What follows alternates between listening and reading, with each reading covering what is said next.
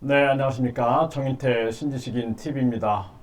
네, 저는 국립한국복지대학교 특임교수를 역임한 정인태입니다. 네, 오늘은 이제 유권자의 날입니다. 네, 링컨이 한 말 중에 이런 말이 있어요. 투표는 총알보다 강하다라는 말이 있습니다.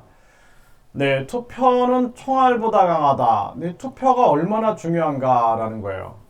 그러니까 우리가 지금 유권자, 대한민국의 권력은 국민에게, 국민에게 있다라는 것이죠. 그래서 대한민국의 주권은 국민에게 있고 모든 권력은 국민으로부터 나온다. 요 문장을 헌법에 넣기 위해서 얼마나 많은 사람들이 피를 흘렸습니까? 우리가 생각해 보십시오. 네, 우리가 고조선 시대를 지나와 가지고 그 삼국시대라든지 또는 남북국시대라든지 고려, 조선을 내려오고 일제강점기를 지나고 얼마나 많은 사람들이 피를 흘리고 우리가 얻어낸 말입니까? 조선시대만 해도 이 조선시대가 끊임없는 이 왕조 세습을 하면서 그러면서 우리 민족을 노비로 삼았어요. 노비로 삼아가지고 노비가 40%가 넘었어요. 그래서 이 노비 생산 정책을 항상 연구했습니다. 노비 생산 정책. 그래서 노비가 태어나면은 아빠 쪽을 따를 것인가? 그러면은 예를 들어서 양반과 노비 사이에서 태어난 아이를 양반을 시켜줄 것인가?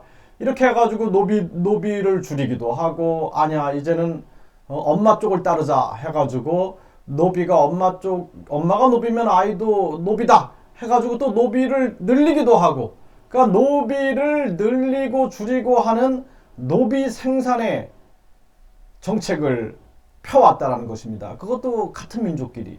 그러니까 이거는 좀 서양에서도 이해하지 못하는 거예요. 네, 진짜 아주 서양도 아주 나쁜 놈들이지만 그 노비 정책을 펼쳤던 그런 사람들 말입니다. 그래서 뭐 흑인을 노비로 삼는다든지 또는 다른 민족을 전쟁을 통해서 점령하고 노비로 삼는다든지 이렇게 했는데 우리는 우리 민족을 그렇게 했다라는 거예요. 그게 좀 유래를 찾아보기 힘든 그러한 일들인데 그렇게 해가지고 전 세계는 뭐 산업혁명 해가지고 전기차가 막 다닐 때 우리는 지게를 메고 다닌 거예요. 지게를 길이 없어가지고 지게를 메고 다니고 수레가 지나갈 길들이 드물었다라는 것입니다. 그래서 산업공상의 상을 또 우습게 알고 상업을 그렇게 하다 보니까 세상의 변화를 감지하지 못하고 결국에는 고스란히 일본에게 나라를 빼앗기게 되는 겁니다. 그러니까 일본이 나라를 빼앗은 거를 탓하기 전에 우리가 왜 나라를 빼앗겼는지 한번 생각해 봐야 돼요. 조선이라는 나라가 과연 진짜 옳은 나라였는가? 네.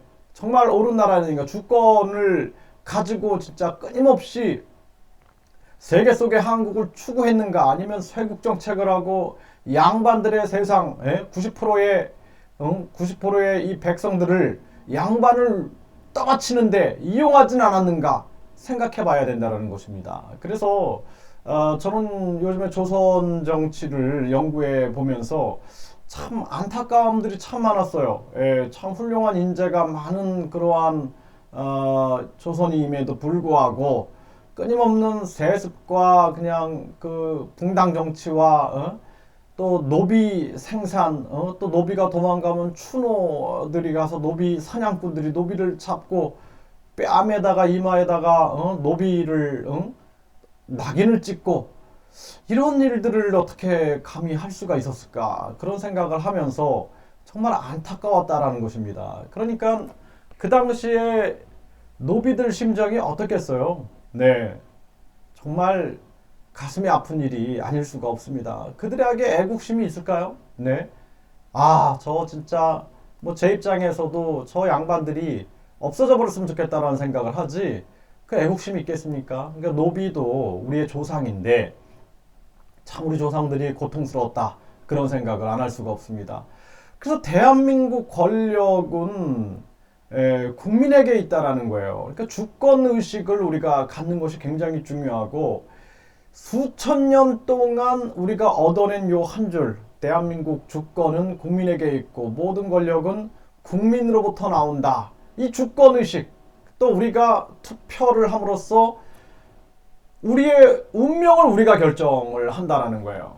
우리나라의 운명을 우리가 주권자로서 결정한다는 겁니다. 그렇기 때문에 절대 속으면 안 되고, 우리 유권자들이 똑똑해져야 하고, 유권자들이 소신 있는 투표를 해야 된다는 거예요. 예? 아, 이게 지금 거대 양당만 찍어야 되는 거 아닌가, 내 표가 사표가 되는 것이 아닌가, 이런 것이 아니라 정말 내가 소신 있게 투표함으로써 거대 양당들이 그런 논리를 가지고, 아, 여러분들의 표가 사표가 됩니다, 서울 찍어주십시오, 이런 식의 말에 속으면 안 된다는 거예요. 그래서 국민들은 언제든지 소신 투표를 한다. 그러한 정신을 가지고 움직여야 될 것이고, 그리고 우리가 중요한 측면들이 이제 공천을 정당이 주는 게 아니라 국민이 주는 국민 공천증제를 시행해야 한다. 그래서 국민에게 추천서를 30만 장을 받은 사람은 TV 토론에 나갈 수 있게 해주고, 선관위에서 국민 공천증을 줘서 국민 공천증을 가지고 다양한 공증된 홍보를 할 수 있게끔 해야 한다. 그 국회의원은 무보수 명예직으로 돌리고 애국자들이 정치를 할 수 있는 세상을 열어야 된다는 것입니다. 그 정당 지원금 900억을 없애고, 정당은 스스로 당원들의 당비를 운영해야지 왜 세금을 거기다가 퍼붓고 있습니까? 그리고 보궐선거만 해도 우리가 1000억 원이 돈이 들었는데, 자기들이 성추행해가지고 문제를 유발시킨 걸 왜 국민 세금을 가지고 우리가 돈을 내야 합니까? 이게 안타까운 일이 아닐 수가 없는 거예요. 그래서 돈 안 드는 선거, 이제 앞으로는 인터넷 선거 운동, 돈이 안 들잖아요. 인터넷 선거 운동이라든지 그러니까 돈을 최대한 안 드는 선거 운동 쪽으로 가야 돼요.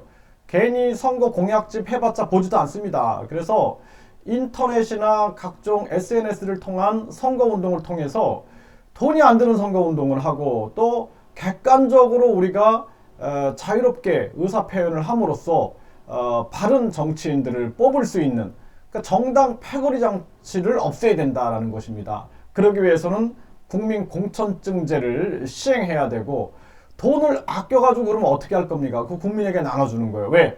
국민이 주권자이기 때문에 우리가 당당한 권리가 있는 거예요. 예산을 아껴라. 그리고 국민에게 나눠줘라. 네, 그래서 국민들이 주권을 정확하게 행사할 수 있는 그런 세상이 열려야 되는 것입니다. 네, 오늘 유권자의 날인데요. 정말 국민 주권 의식이 강화됐으면 하는 바람으로 제가 유튜브 대학원, 유권자 대학원을 운영을 하면서 앞으로 유권자의 이 주권 의식이 얼마나 중요한가, 그리고 우리가 국가의 운명을 우리가 결정짓고 있다라는 이 막중한 책임감을 가지고 우리가 임해야 된다라는 것을 또 한번 말씀을 드리겠습니다. 감사합니다.